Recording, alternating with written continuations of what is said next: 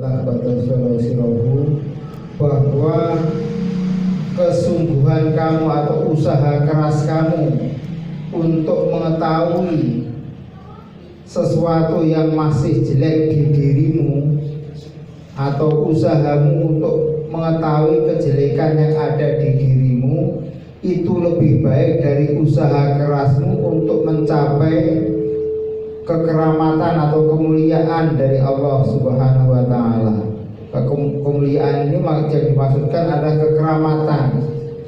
Jadi sekali lagi, usaha kerasmu atau kesungguh-sungguhanmu di dalam mencari kejelekan-kejelekan yang masih ada di dirimu, itu lebih baik daripada usaha kerasmu untuk mencari kekeramatan dari Allah Subhanahu wa Ta'ala. Hukmul muridi, hukumnya seorang yang belajar di dalam bersungguh-sungguh mencari atau ingin mengetahui segala sesuatu atau maghoba, segala sesuatu yang masih disembunyikan oleh Allah, mimai binafsihi. Saya ulang, hukmul muridi ayat asawafa, di dalam bersungguh-sungguh ila ma'rifatima, di dalam mengetahui segala kejelekan yang ghoba yang tersembunyi nganhu dari orang tersebut, seorang murid, memang binafsi, dari segala kebusukan atau kejelekan hatinya, wayatolabuha, dan bersungguh-sungguh mencarinya, wayabahasu, dan membahas tentang kejelekan dirinya, fa'inna dzalika, maka sesungguhnya yang seperti itu adalah hakul haki, kebenaran yang benar dari Allah Subhanahu wa Ta'ala. Jadi dari keterangan tadi, kalau Ibnu Athaillah bahasanya ringkasnya cerita, kalau di Indonesia kan itu kurang lebih begini: sungguh-sungguhnya seorang murid atau seorang hamba Allah yang berjalan menuju Allah untuk mengetahui kejelekan yang ada di dirinya, itu lebih baik daripada dia bersungguh-sungguh mencari kekeramatan atau kelebihan-kelebihan yang biasa diberikan oleh Allah kepada para kekasihnya.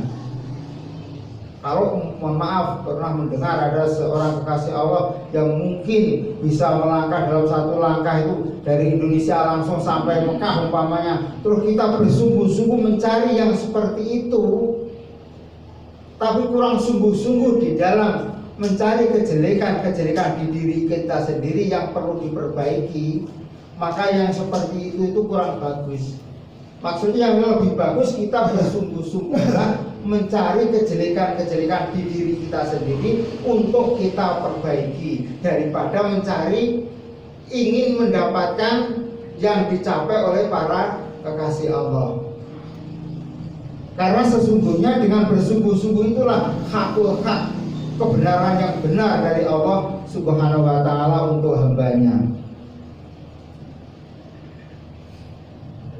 Waqad dzukira, dan telah menerangkan Asy-Syaikh Abu Hamid Al-Ghazali, Abu Hamid Al-Ghazali radhiyallahu anhu, fi kitabihi, dalam kitab beliau Riyadhatun Nafsi, di dalam kitab Riyadhatun Nafsi artinya prihatin hati, prihatin, atau kalau bahasa Jawanya itu tirakatnya hati. Tirakat itu apa ya, mengurangi kesenangan hati, bahkan kalau bisa menghilangkan kesenangan hati. Tapi yang hati di sini juga dimaksud nafsu,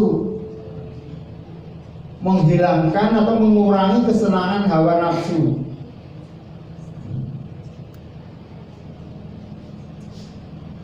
Faslan, dalam fasal fitoriki ladzi yata'arraful insanu muyuba nafsihi, di dalam bab atau fasal yang menerangkan jalan untuk mengetahui kejelekan nafsunya. Fal yang dzuri fihal muridu wa qad ja'ala hasiluhu arba'atu awjuhin, dan untuk cara bisa mengetahui kejelekan nafsunya sendiri, dirinya sendiri ini, kalau secara umum seorang murid itu Imam Al-Ghazali menerangkan ada empat cara untuk mudah mengetahui kejelekan diri sendiri.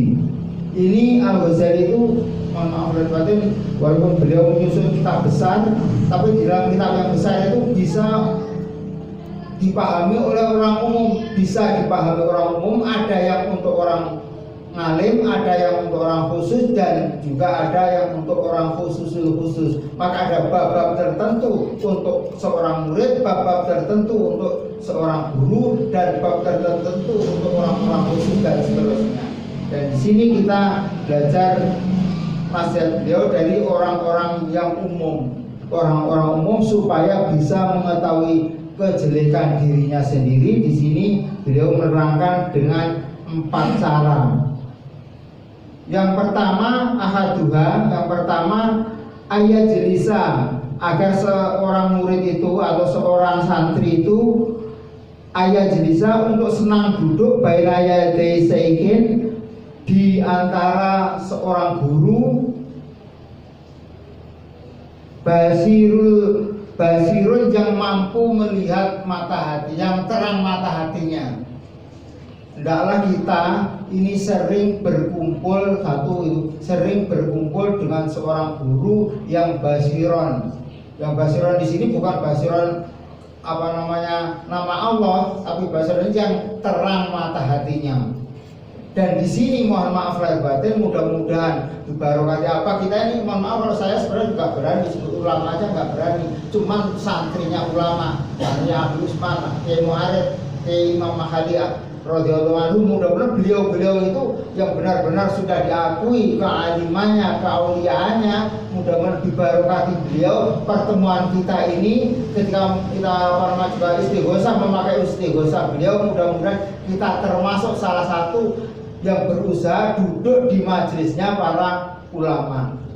Atau juga yang kita baca ini kitabnya ulama yang sudah diakui keulamaannya. Sementara untuk saya pribadi, mohon maaf lahir batin, sebenarnya kama qala Kiai Mu'arif itu suruh belajar megang mic. Jadi intinya kita belajar bersama-sama dan saling mendoakan. Mudah-mudahan kita semua dibarokati doanya apa, mudah-mudahan kita semua diangkat derajatnya oleh Allah Subhanahu wa taala, sehingga kita dimengertikan tentang ilmu-ilmu yang bermanfaat fi dini wa dunia kata akhirah, termasuk diri kita, anak istri kita, keluarga kita, dan saudara-saudara kita semuanya. Wabil khusus mudah-mudahan semua anggota Jatah Pusat senantiasa ditolong oleh Allah Subhanahu wa taala. Selamat lahir batin dunia akhirat, amin ya rabbal alamin. Jadi yang pertama, untuk mengetahui kejelekan kita ini, kita disarankan untuk sering duduk di antara guru yang basiron, yang diberi mengerti atau cemerlang hatinya, dan juga basir bil muyubi, dengan segala kejelekan. Jadi orang baik itu bukan berarti yang nggak tahu kejelekan, yang harus tahu kejelekan. Kalau taunya baik saja juga nggak sempurna, taunya jelek saja juga nggak sempurna. Harus tahu yang baik, tahu yang jelek. Yang baik yang harus dijalankan, yang jelek yang harus ditinggalkan. Bagaimana kita bisa meninggalkan kejelekan kalau kita tidak mengetahui bahwa itu kejelekan? Sekali lagi, yang pertama, sering duduk bersama guru yang mengetahui tentang kejelekan, juga tentang malapetaka. Malapetakanya terutama ini malapetaka kejelekan dan malapetakanya hati, malapetakanya diri.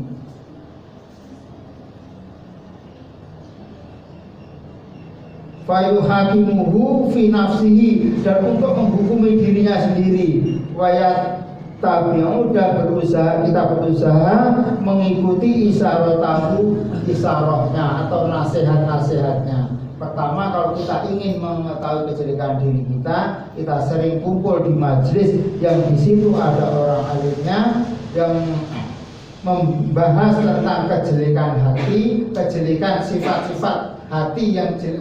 Saya ulang, maksud saya yang mengetahui kejelekan nafsu kita di diri kita, nafsu di diri kita, yang juga mau memberikan nasihat, dan kita belajar mengikuti isyarah dan nasihatnya. Itu yang pertama. Wasani, dan yang kedua, untuk kita bisa mengetahui kejelekan diri kita sendiri adalah musohibatu sodikin. Kita juga disarankan untuk mencari teman yang jujur. Kita disarankan untuk mencari teman yang jujur, sodukun, yang benar-benar diakui kejujurannya. Ya ja'alahu, yang dijadikannya dia rokiban ala ahwalihi, orang jujur yang bisa diandalkan kejujurannya, yang dia bisa dijadikan sarana untuk melihat kejelekan kita. Karena mohon maaf ini, kita berteman kalau sudah terlalu senang, dia nggak jujur, kita jelek pun akan dianggap baik. Nah sekarang, di zaman sekarang ini sulit. Dulu apa pernah kita di zaman sekarang, kata apa zaman dulu pun itu sudah sulit mencari teman yang jujur, yang mau mengungkapkan kekeliruan kita.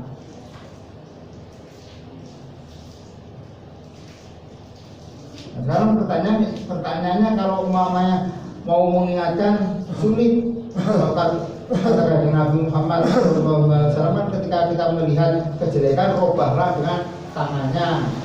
Itu kalau mampu, maksudnya dengan kekuasaannya. Kalau kita punya kekuasaan, dengan lisannya kalau kita mampu, ada ilmunya.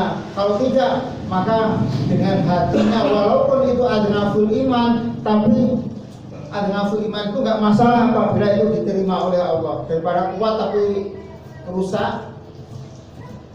Maka di zaman sekarang ini, maaf lahir batin, kalau zaman Abah dulu aja sebagian itu ketika mencurhatkan masalah itu suruh berdoa saja. Pernah saya maaf lahir batin banyak ngeyel juga kalau dulu karena belum tahu. Masalahnya gini-gini, doa itu sampai diterangkan oleh apa? Doa itu pedangnya orang yang beriman. Jadi walaupun kalau dalam kata-kata dalam hadis Nabi itu al-ghaful iman, yang hanya berdoa itu, cuman ketika al-ghaful iman itu diterima oleh Allah, maka tidak akan kecil. Maka dalam bahasa lain, amal itu tidak akan kecil ketika Allah terima, dan tidak akan besar ketika Allah tolak.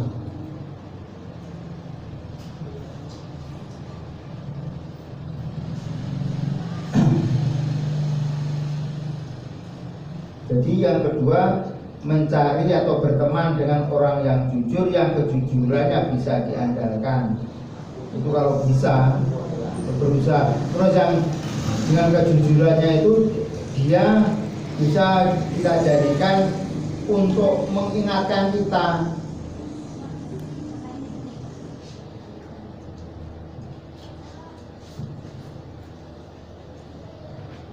Rokiban al-ahwalihi wa amalihi liyang tabahan ala mayafa alaihi mimma dhami kholafihi mimma dhami kholalihi. Jadi teman yang jujur itu dengan harapan dia bisa mengingatkan kita terhadap kejelekan-kejelekan yang tersembunyi di dalam diri kita. Nah, teman yang kayak gini ini kita mohon kepada Allah.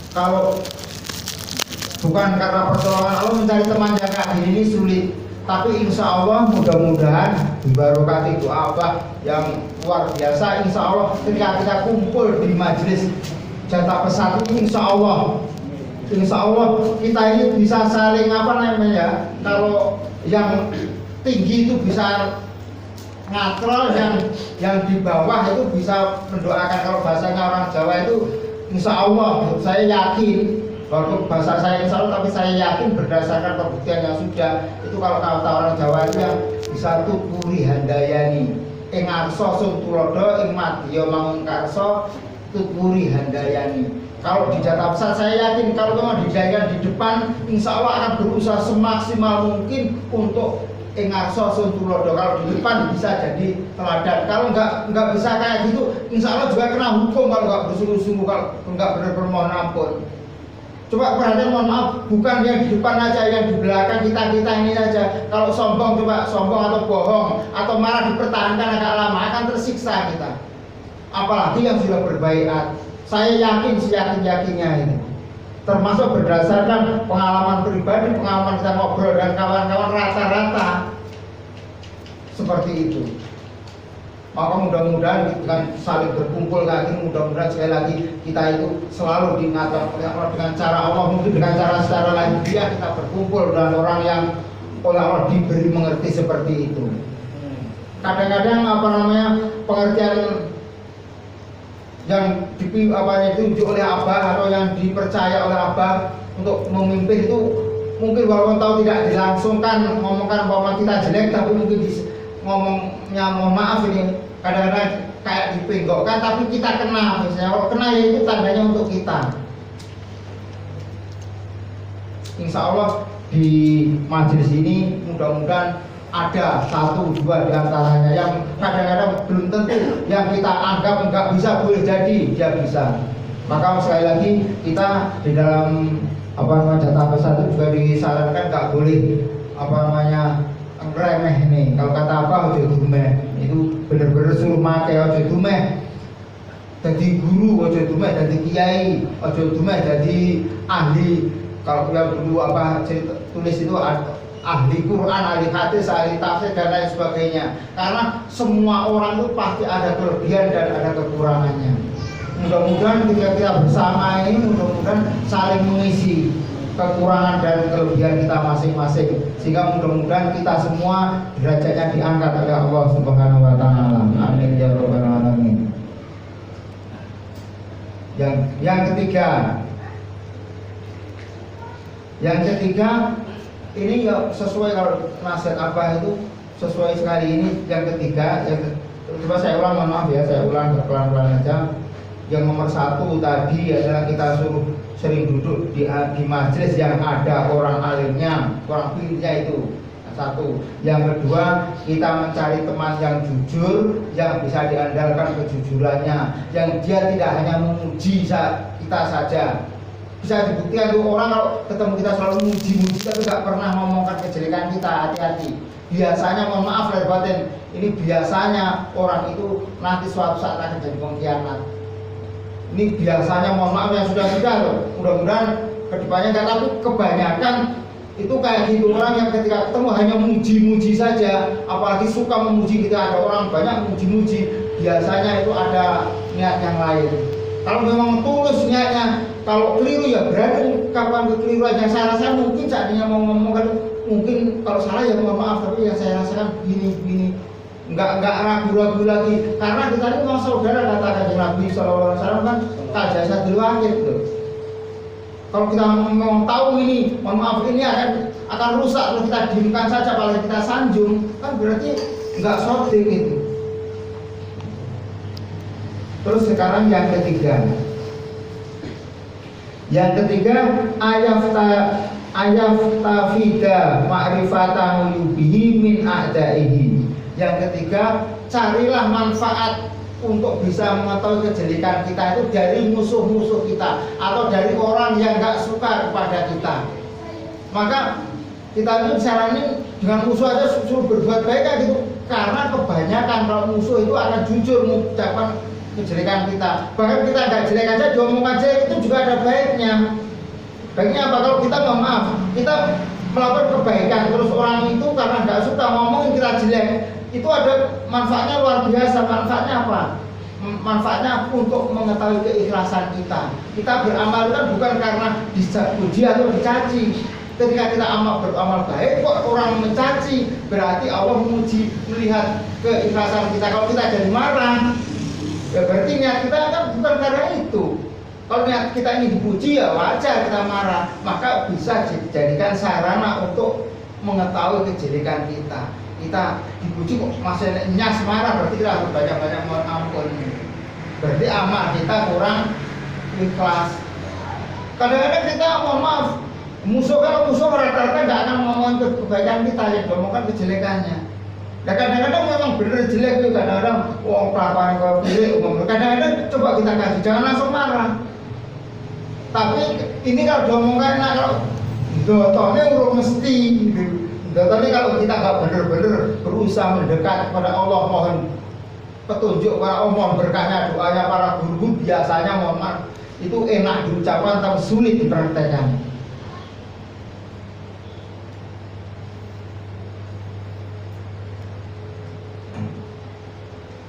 Tapi insya Allah sekali lagi saya yakin termasuk juga pembuktian di diri saya sendiri dan juga di kawan-kawan ketika suatu saat kita ngobrol-ngobrol di sini. Ini sayangnya mohon maaf lahir batin, kadang saya dan bapak dan kawan-kawan ini kurang bisa ngobrol, yang kadang-kadang berdua bertiga yang agak lama, hampir semalam atau 2 malam. Biasanya kalau ngobrol itu hampir semua saya yakin ada pembuktian yang luar biasa. Apalagi yang sungguh-sungguh, belum sungguh-sungguh betul aja, mohon maaf ini pembuktian di apa yang pernah ketemu Abah di Jatah Pusat ini biasanya pembuktian luar biasa. Ini ada cerita nyata ini. Mohon maaf lahir batin, di keluarga saya kan belum ikut semua juga. Adik saya itu dulu sering silaturahmi di tempat Abah. Kadang ya senang kan ceritanya apa itu senang. Nah kemarin itu baru sekitar 1 minggu ini malamnya telepon ngobrol dengan saya, cerita tentang saya ikut ngaji di Tanjung Seneng dan lain sebagainya, kawan-kawannya banyak dan lain sebagainya. Habis ngomong dia cerita juga senang. Besoknya ada kejadian luar biasa. Kalau bukan pertolongan Allah luar biasa, nggak mungkin kalau bukan pertolongan Allah. Kemudian dia bekerja mau nyebrang, ada mobil ketumbur mobil itu untuk lewat mobil kakinya itu. Tapi kuasa Allah nggak apa-apa, hanya lecet saja, hanya cukup minum jamu saja. Padahal ketika ketumbur, orang yang di super Alfamart dekatnya itu lari semua, teriak-teriak semua, kita Pak dipinggirin, ternyata nggak apa-apa. Padahal kaki secara sekecil apapun mobil kaki itu kalau secara umum rata-rata ya minimal remuk kan. Tapi itu kuasa Allah enggak, hanya agak pingsan sebentar. Setelah itu katanya agak linu dikit, terus minum obat galinu itu, jamu galinu, alhamdulillah sudah sembuh di dalam telepon saya itu kuasa Allah. Nah malamnya baru bincang-bincang tentang Abah yang luar biasa, cerita Abah luar biasa. Pernah kan ceritanya dia itu bertemu dengan orang dari Jawa Timur, ngobrol dengan Abah di jalan di kapal, terus disuruh mampir kawan yang Jawa Timur itu dari Blitar itu. Setelah mampir nggak tahu kalau ternyata Abah itu sudah jatah pesan itu, tapi ketika di kapal itu ya kayak orang biasa, ini ngobrol ya biasa kayak kawan sendiri itu. Nah itu cerita itu yang belum benar-benar ikut saja itu luar biasa. Apalagi kalau kita sungguh-sungguh, saya yakin, aku yakin berdasarkan pembuktian di diri saya dan di diri kawan-kawan yang banyak saya pernah berbincang-bincang. Yang mudah-mudahan sekali lagi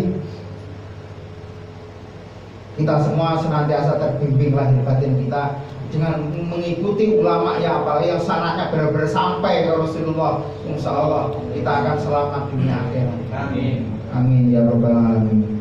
Jadi nasihat yang ketiga untuk bisa mengetahui kejelekan nafsu kita atau diri kita itu, kita mau mendengarkan nyanyian orang yang gak suka kepada kita atau ceritanya orang yang gak suka pada kita. Nah kita kalau ingin mau mendengarkan nasihat atau cerita orang yang gak suka sama kita, kalau kita benci sama mereka juga gak akan menyampaikan. Tapi insya Allah kalau kita juga gak benci, suatu saat kita bisa bertemu mungkin ya kita mohon maaf lahir batin betul.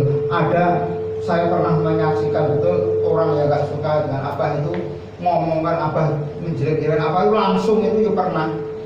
Tapi apa juga nggak marah waktu itu. Ya dong, bahasanya itu maaf ya, kalau saya mungkin itu saru sekali, tapi ternyata apa juga nggak marah.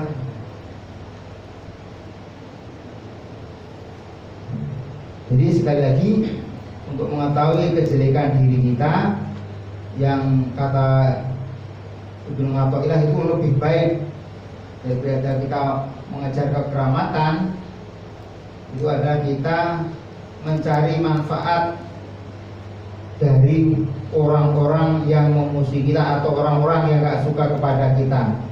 Itulah buddha menjuriyani dzalika ala alsinatihim, karena wajar atau enggak jarang orang-orang yang gak suka dengan kita itu dari lisannya akan keluar bahasa-bahasa yang menunjukkan tentang ketidakbaikan kita. Minda talbisihim wa ghaibati, baik ketika kita bertemu langsung maupun ketika kita tidak bertemu langsung. Maksudnya gimana? Kalau kita ketemu mungkin dia juga sanggup karena dia nggak suka dengan kita, terus kita juga nggak sok besar. Mungkin dia berani mengungkapkan kejelekan kita, atau mungkin juga ketika kita nggak ada dia berani mengungkapkan kejelekan kita kepada orang-orang kita. Dan itu semuanya akan baik. Baik yang diucapkan dia itu benar atau tidak, itu mengandung unsur kebaikan untuk kita mengetahui kejelekan kita. Setidaknya umpama ada difitnah, orang atau ngomong iya, di situ akan terasa di sini. Kalau tidak berarti memang kita diuji. Atau setidaknya kita melakukan baik kok diomongin lakukan elek, berarti kalau niat kita memang bukan karena itu. Berarti kita benar-benar kembali kepada Allah Subhanahu wa taala. Sebagaimana kalau dalam hikmah selanjutnya nanti akan dikatakan bahwa tanda seorang murid atau seorang salik, seorang hamba yang berjalan menuju Allah itu akan selamat dalam ujian akhir. Tanda seorang salik atau seorang yang berjalan menuju Allah itu akan selamat di ujian akhir itu dalam segala permasalahannya dia selalu rujuk ila Allah. Khususnya di awal hingga dalam perjalanannya semua permasalahan itu dia selalu rujuk ila Allah. Rujuk itu kembali kepada Allah, dikembalikan semuanya kepada Allah. Kalau niatnya sudah Bismillahirrahmanirrahim, di dalam perjalanannya terus menemui berbagai macam masalah, baik masalah yang baik ataupun yang jelek, semuanya segera dikembalikan kepada niat awal yaitu Bismillahirrahmanirrahim. Maksudnya rujuk ila Allah, kembali kepada Allah. Maka dalam bahasa yang lain di Al-Quran dikatakan hanya dalam musibah. Maka musibah itu kan bukan hanya yang orang meninggal saja sebenarnya. Kita dapat nikmat nggak bersyukur itu juga musibah. Maka ketika kena musibah Allah anjurkan mengucapkan inna lillahi wa inna ilaihi rajiun. Sesungguhnya kita ini milik Allah. Wa inna, dan sesungguhnya kita ini ilaihi, kepada Allah itu rajiun. Rajiun itu kalau bahasa Arab artinya wong kang bali. Kalau ada bahasa rajiun itu kembali, ya kembali maksudnya wong kang bali. Maksudnya selalu kembali. Kalau apa nama dari awal roja itu artinya kan sudah kembali. Kalau di mudhorenya sedang kembali, sedang apa akan kembali. Kalau amarnya kembalilah. Tapi kalau rojiun itu sigotnya itu apa namanya masdar min rojiun lau isim fa'il, maka artinya wong kang kembali, wong kang bali. Jadi wa inna ilaihi, dan kita kepada Allah itu selalu dalam keadaan kembali kepada Allah dalam segala-galanya. Kita teruskan. Jadi dengan mendengarkan atau mencari manfaat dari kata-kata musuh yang atau orang yang tidak suka pada kita, mudah-mudahan kita bisa mengetahui kejelekan kita, karena pada umumnya orang yang tidak suka itu dari lisannya akan mengucapkan kata-kata yang sebenarnya, baik ketika kita ada di sampingnya ataupun tidak. Warobimu, dan yang keempat itu ayastafida dzalika, untuk mencari manfaat di dalam mengetahui kejelekan dari dirinya, mimukholatotin nasi, dari bercampur dengan manusia. Jadi pencampur kalau menungso, tapi sambil berpikir, sambil apa namanya tafakur, bahasanya sambil tafakur melihat itu jangan hanya melihat lahiriahnya saja, jangan hanya melihat kebiaran tok.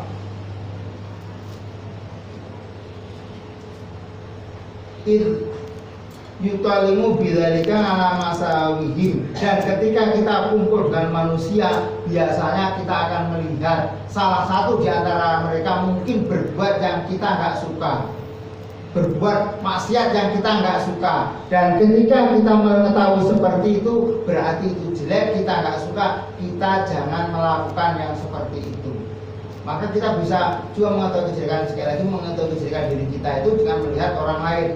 Oh, maaf ya, mabuk-mabukan, terus akhirnya juga lupa segala-galanya.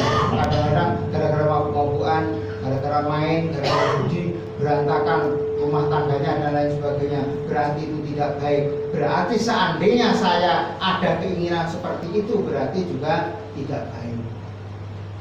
Dan seterusnya, apa yang kita lihat, apa yang kita dengar, apa yang kita rasakan, itu sesungguhnya ada petunjuk dari Allah Subhanahu wa Ta'ala. Maka ada hadis qudsi kurang lebih seperti itu.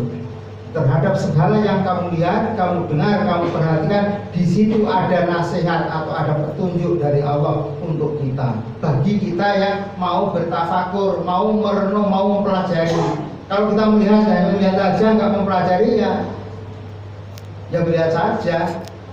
Itu maka ada yang dikatakan bukan yang buta itu mata hati, mata kepalanya, tapi yang buta mata hatinya. Roh tapi podo karo ora weruh. Mudah-mudahan kita dijauhkan dari yang seperti itu.